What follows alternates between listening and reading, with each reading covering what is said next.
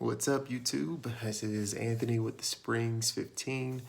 I'm getting out my first week 100 book challenge video.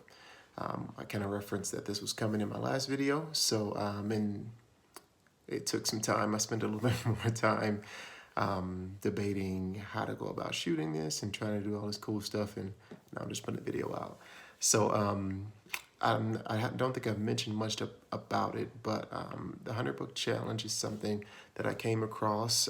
One of the resellers I follow is the Book Flipper, and it's something that they did when getting going, and it was for them, it was to make sure that this was a legitimate business for them to transition into it full time. And I'm kind of in that same place, so I thought it'd be a really good idea to give it a test myself, see what the results would be like, and definitely like the idea of sort of the accountability and the built-in drive that goes with it, of setting a goal, trying to hit it each week, and making that your main focus. For a little bit more about that, again, just to give credit where credit is due, and I believe they're a team, like the Book Flipper team. I'm not sure if it's just one guy, but Caleb and Matthew, a couple of guys that I follow their YouTube channels, follow their videos. Matthew, I believe his last name was Osborne, actually has a good playlist on his site that shows his journey through him tracking his journey through the 100 book challenge. But and Matthew has the website. It's actually the 100bookchallenge.com that has some resources, things you can use. But as far as what their goals were compared to mine, fairly similar, but a little different twist. So the goal was to, again, source 100 books each week and he was doing it for 90 days. It's the same thing I'm looking to do, 90 days to see how everything plays out. And from a financial standpoint, he was looking to hit 10K in sales during that time frame. So for me, similar goal, sourcing 100 books a week, same number there. As far as the revenue, I'm a bit unsure on what the sales are going to look like, so I'll just throw that number out there. It's not really the 10K number. I'm not sure how likely that is for my situation, but we'll see if I can get close to it at all. We'll do the 10K number. But for me, the twist is, so they actually had in their videos a couple of guys, their sources. One guy was sort of the more everyday reseller, just kind of going to the local thrift stores around him. The other guy had agreements with, he used with some bookstore that allowed him to get access to gaylords of books. But I don't have that. I'm actually, this version, my 100 book challenge is going to be 100% sourcing from the Goodwill outlet or the bins. So it's, I guess, the bins edition of the 100 book challenge. And so if you don't know what that is, Goodwill outlet is so you have your normal Goodwill store. When things don't sell there, they end up, I don't know if it's everything or if they pick certain things, but they end up going to the Goodwill outlet. And in the outlet, they sort of roll out these bins, which is why it gets the nickname the bins, of clothing, hard goods, whatever. And you pay by the pound for whatever you get. And they do roll out bins full of books. And so I go there, try to pursue. There's a picture. Maybe I'll flip one in here. But there's a picture of that on our Instagram. And you know what, why not? I'll throw a quick picture of what that looks like.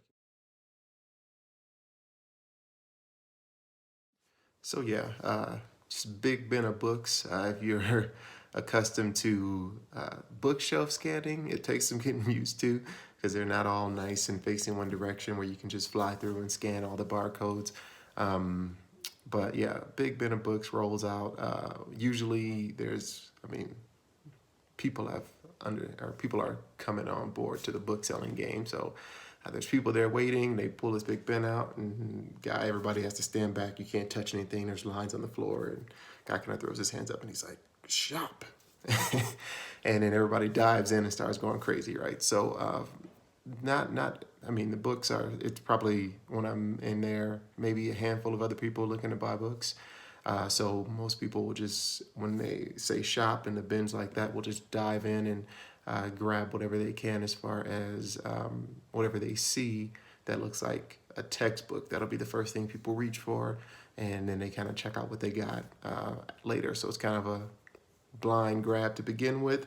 Sometimes I just avoid that altogether and just go to some of the bins that have just already been out and already been picked through, because I'll scan through everything and find out that I still get good things, because I mean, people are there. Some are only doing merchant, some have bookstores, others use different types of use different scouting apps, which I think leads to them missing out on certain things. But I can still go through a quote unquote pick through bin and come away with 10, 15 books.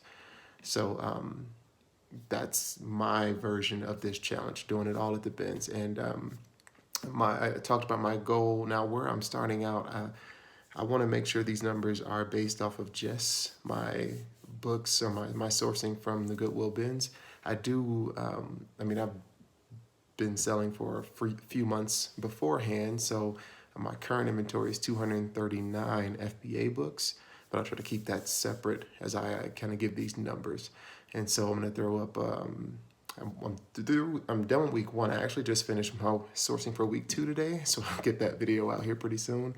But I just want to throw up my numbers for week 1 results and just kind of cover those quick here. All right, so here's a look at my numbers from week 1. Now, the one thing that's missing from this image that I would have put on here, but I did keep track of, is my accept rate, right? So you can see here, I went sourcing 3 days, purchased 102 books. Now, for those 102 books, that was 1,059 scans for me. And that is about, 9.6% for the accept rate.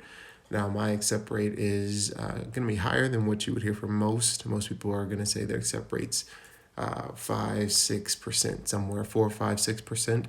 A lot of times that's because a lot of people that scan, or they're scanning for books, have their triggers set and they're listening for a trigger alert to buy. So scan, scan, scan, scan, scan, scan. They hear the money sign, they take a look at the book.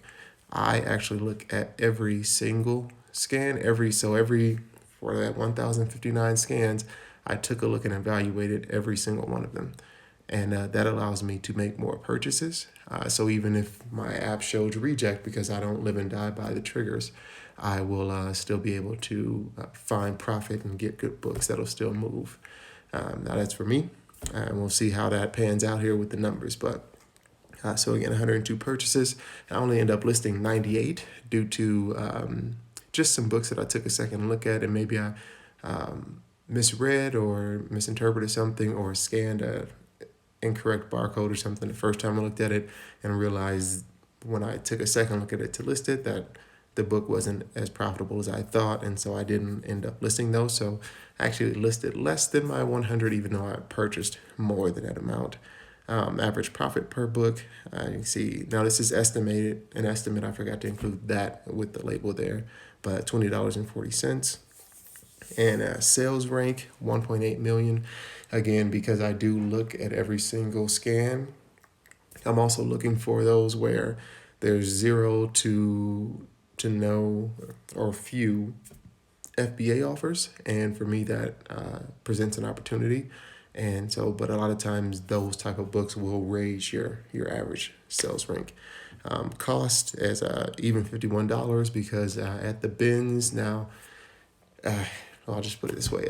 Books at the bins are 49 cents. I just rounded up to 50 and hit the 102 times 50 cents.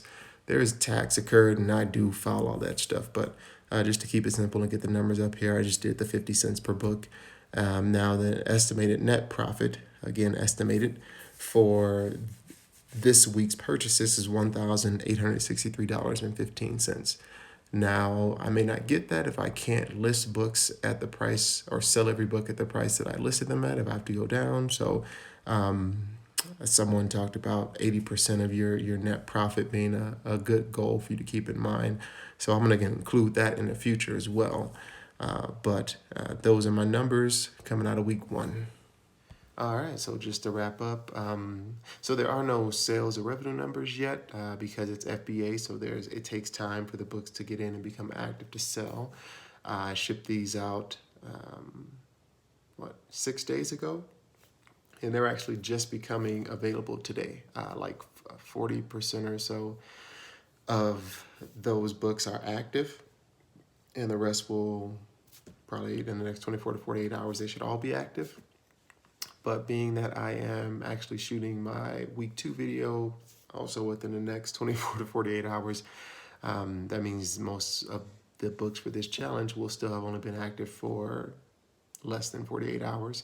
So there probably won't be any sales or revenue numbers to discuss at that point. So we probably won't really be able to get into that until the week 3 video. But anyway, with that, just wanted to, again, get the numbers out there. As always, if you have questions, comments, please let me know if you're familiar with this, or if you've been doing this or looking to start your own journey, your own challenge. It'd be cool to hear people share as well. But again, other than that, just want to say goodnight. Anthony with Springs 15. Thanks for watching. Again, like and subscribe, and take care.